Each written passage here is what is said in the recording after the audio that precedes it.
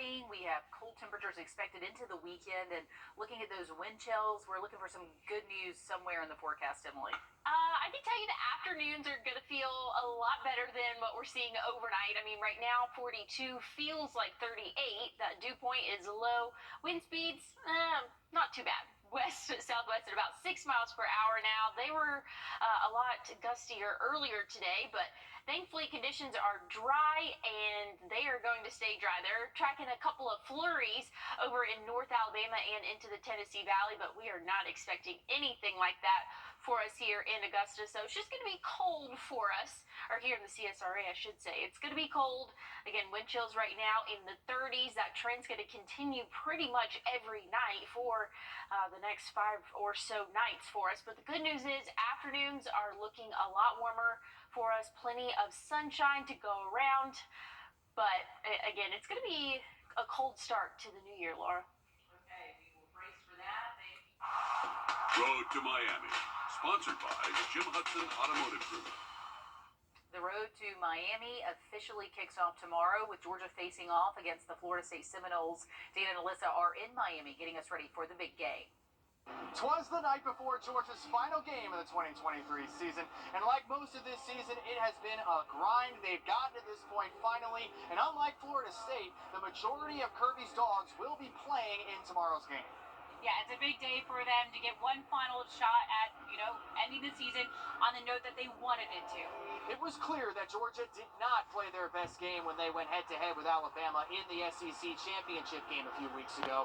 So for many of the players, this game against Florida State gives them the opportunity to get that bad taste out of their mouths and start a new winning streak from the jump in this game down here in Miami. Instead of declaring for the NFL draft or entering the transfer portal, barring injuries, most of Georgia's best players will be suiting up. They want to go out on top. They don't want their last Georgia outing to be what was the SEC championship. So they put their minds to it, and it was a little bit of a almost contagious deal. One guy did it, another guy did it, and they wanted to play. So certainly very proud of that. I think the biggest thing for me was what I thought was best as far as me mentally, physically.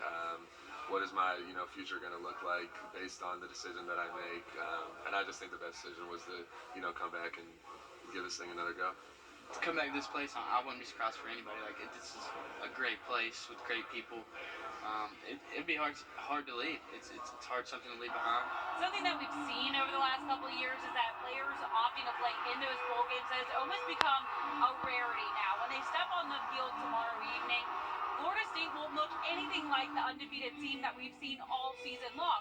Georgia, on the other hand, will. The only key components they'll be missing are JDJ and Marvin Jones Jr., who both entered the transfer portal. We also saw Brock Vandergrift decide that he will not be returning to Georgia. And it's interesting, right? Because I think it says a lot about the program that Kirby's been able to build. A lot of these players wanting to play, talking about getting back on the field and finishing it with their teammates, which was a big part of the press conference. I can't tell you how many times we heard the word finish in that press conference. Both coaches really wanted to go out there and finish their season on a strong note. And with Georgia, once again, having the majority of their best players out there definitely puts them in the best position to do so. Lad McConkey, I think you heard it best. He said it is so unbelievably hard to leave the University of Georgia. And I think that's what we're finding and why it is so contagious to stay there or opt to play there. They also got some guys from the transfer portal, which we haven't really seen over the last couple of years. So Georgia finally taking advantage and using that to their advantage.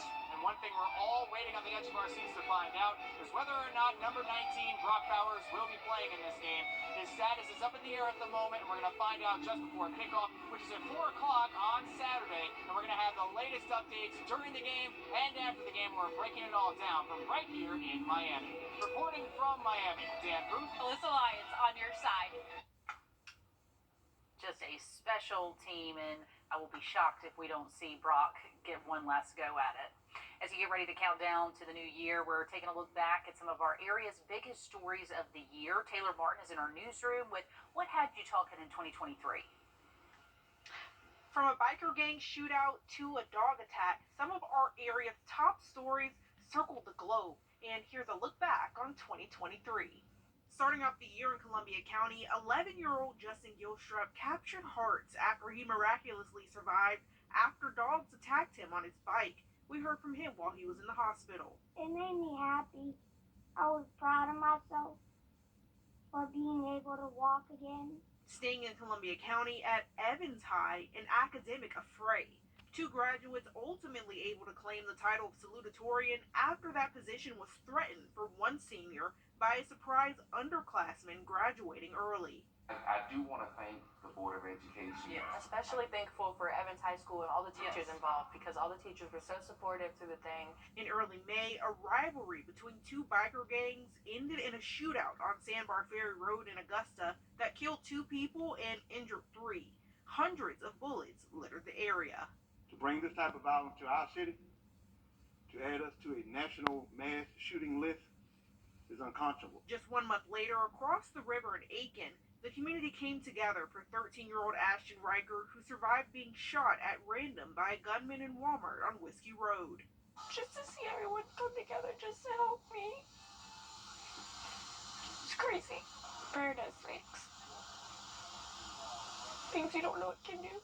In the fall, school violence caused ripples on both sides of the river. Fights at Butler High, Cross Creek High, and Burke County High, a shooting at Josie High, and a fight across the river at Aiken High. It led to new safety measures at a number of schools, and a few football rivalry games shut down. No parent or guardian wants to get a call or see on social media that there's something going on at school. You get a recap of each of these stories individually. We'll have all of them linked on our website, as well as the top 10 stories that you clicked on this year on WRDW.com.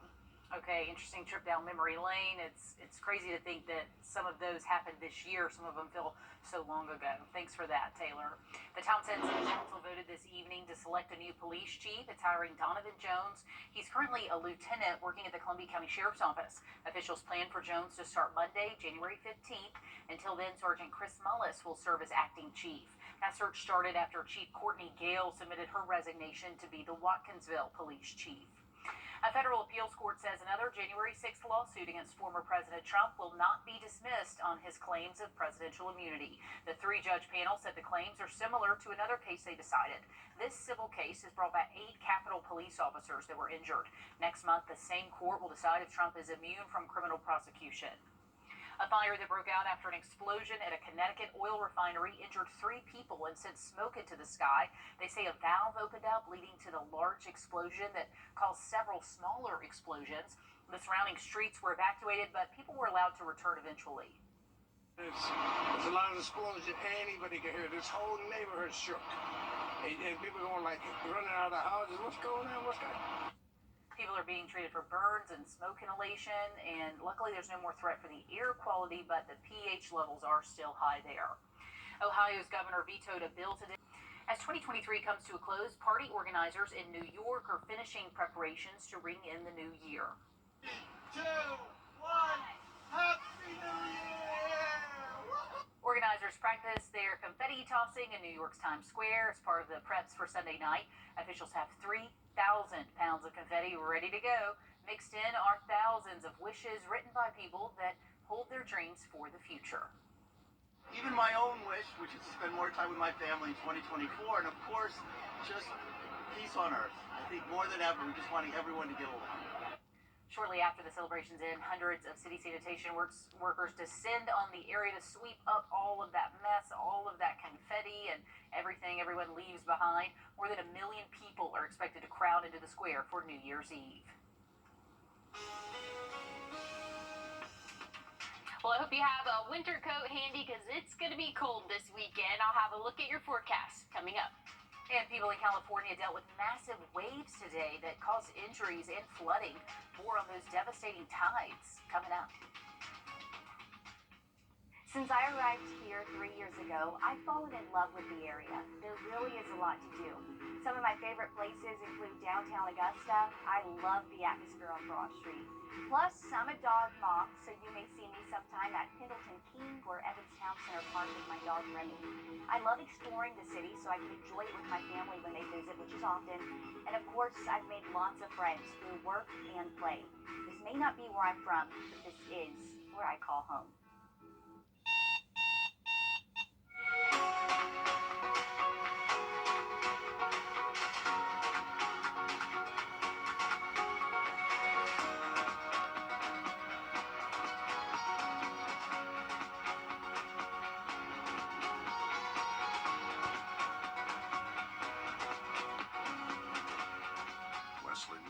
invest in the St. John Towers. Make us your home, and we'll make your day every day. The weather coming into California brought huge waves for the surfers, but wasn't great for everyone else. Check out those high tides. Large swells of water rushed into Ventura, California, near LA, swamping people at the beach. At least 8 people were taken to the hospital with injuries. Some of those 15-foot tall waves flooded a seaside hotel. A woman in the area said seeing that level of tide was a first for her. The water will go up a little bit on the roads, but I've never seen it break over the wall, and I've never seen wood in the streets like this, so not as much force. This is the first time I've ever seen it happen. Crews were going up and down the coast trying to reinforce against the storm. Some campers were trapped in their RVs during the tide. More than a dozen people had to be rescued today. That high surf is expected through New Year's Day. Pretty crazy weather they're seeing over in California, and we are starting to feel the chill here. It feels like January as it is on our doorstep, Emily. Definitely, yeah. We'll be bringing in the new year with some very cold temperatures right now.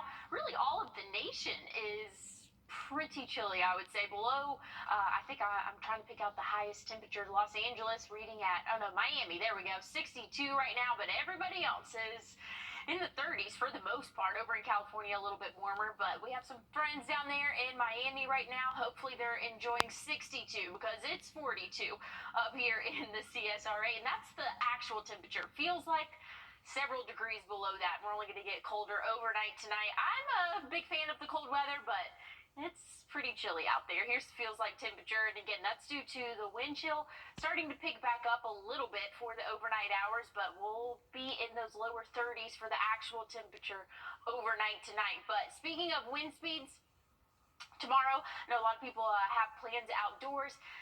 Be aware that they're going to see some wind gusts up to maybe 15 or 20 miles per hour. Same can be said for the afternoon Sunday and later on into the evening as well.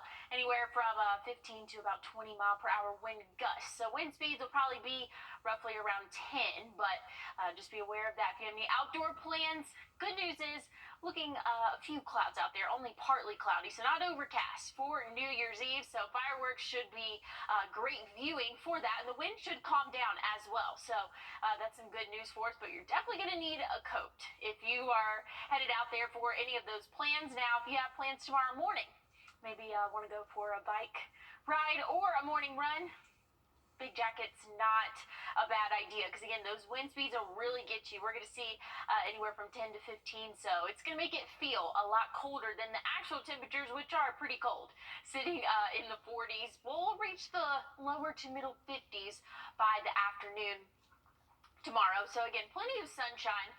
That will definitely help us out, and that trend will continue for our New Year's Eve. Now, New Year's Day will be in those upper 50s, but stray shower possible late in the overnight hours. So if you have any plans throughout the day, shouldn't hinder you there. Tuesday looking great, same as Wednesday.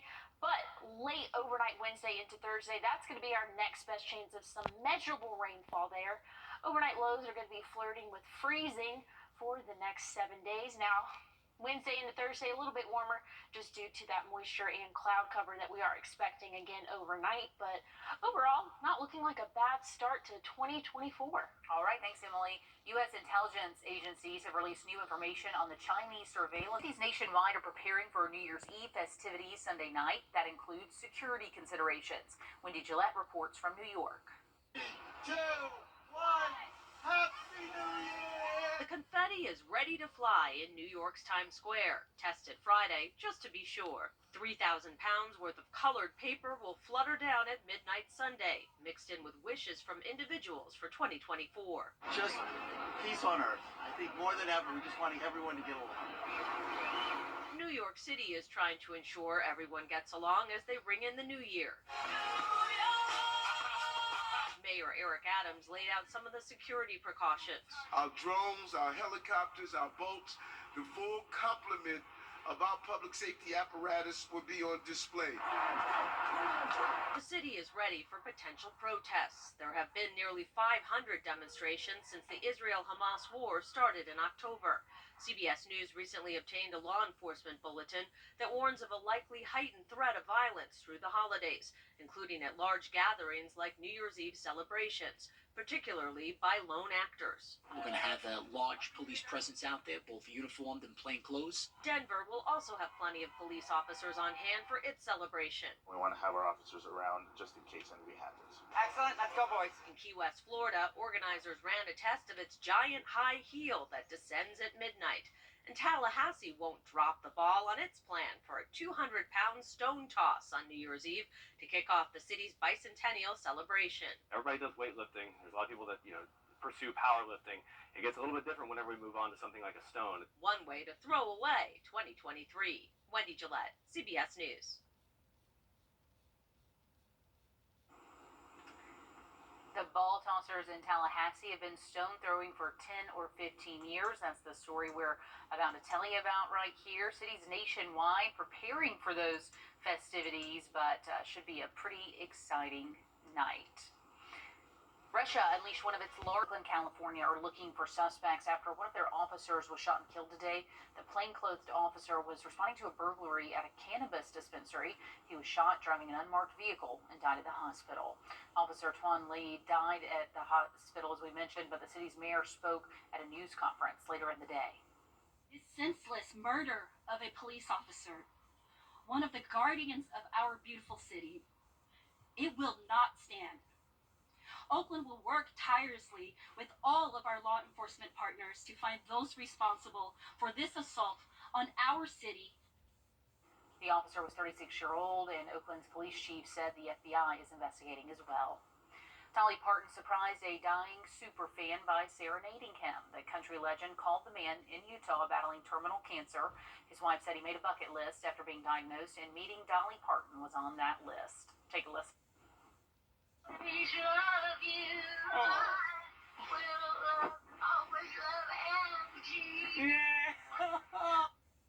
That is such a moment. Parton went on to tell him she was happy to know she touched his life with her music and thanked him for the honor. His wife said she's not sure how Parton heard about the bucket list, but I mean, that is just so Dolly. What a class act. If you're curious about what people searched the most this year, Google released its top health questions of the year. Strep throat topped the search with questions about how long and how contagious it is. Other top searches included how to lower cholesterol and what helps bloating. The question saw high spikes in traffic compared to last year. So I guess strep, bloating, and cholesterol, that's what we're dealing with around here. Airlines keep breaking holiday travel records, how they're asking for help to keep up with the demand. Next.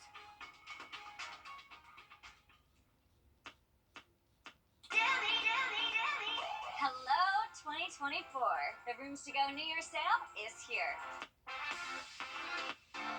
Say hello style, hello comfort, hello savings. Shop online or in store and start the new year off right with amazing sale prices that make anything possible. Let's celebrate. Let's decorate. The Rooms to Go New Year sale is going on now. They're a trust group. As airports continue to break daily passenger records, this year's holiday season has airlines asking the FAA for help. Sam Brock has more. As American airports smash records with millions of travelers. Miami tonight, once again leading the nation in delays, according to FlightAware, with more than 300. There's got to be more than just this line for this amount of people. As the country copes with nearly 4,000 delays coast to coast. The Canes family trying to trek their way from South Florida through Texas to Tulsa. Expect to leave on time, but it is flying commercially in 8 hours with 3 kids. So we're realistic. We're realistic. They're great, but we're realistic. Florida airports appear to be particularly bustling. One woman in Orlando posting a time lapse of an astonishingly long security line. As the airport tells NBC News they're expecting record traffic during this holiday period. Meantime, Miami just broke an all-time record for daily travelers. As a triple whammy of high volume, weather, and short staffing in air traffic control has prompted the airlines to write this letter to the feds pleading for help in Florida. While in Chicago, crowds are a given, but passengers say it's largely been smooth. It's been the regular experience I think that everyone else has, just trying to come home for the holidays. Chicago's O'Hare and San Francisco airports are among the nation's most delayed tonight. Former Trump attorney Michael Cohen said he used AI to generate case citations for a court filing, but says he did not know the cases were non-existent. He and his attorneys are requesting an early termination of a supervised release. Cohen said he used Google Bard, not realizing it would create false citations. The judge has not announced how he will address the inaccuracies. A former NFL punter and his wife had an unexpected delivery a few weeks ago. Hunter Nieswander and his wife Corrine rushed to the hospital when they realized their baby was coming soon. They were halfway to the drive when they realized they would not make it, so pulled over to the side of the highway to deliver their daughter.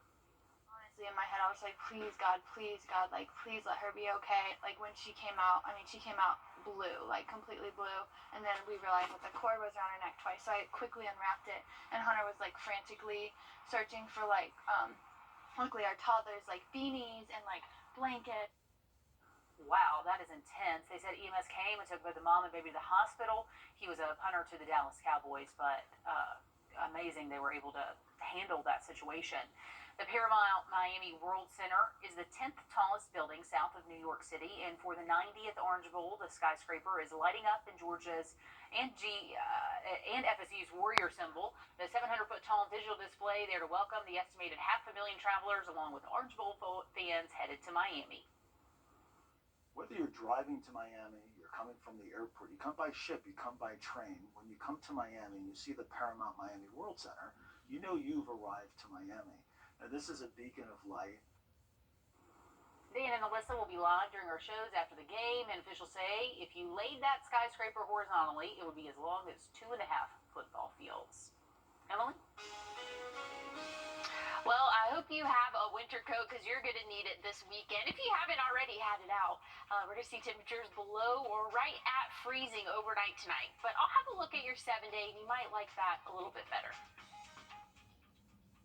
I'm Temp, brought to you by Jamie Casino. Dip even colder. How cold are we going to go, Emily?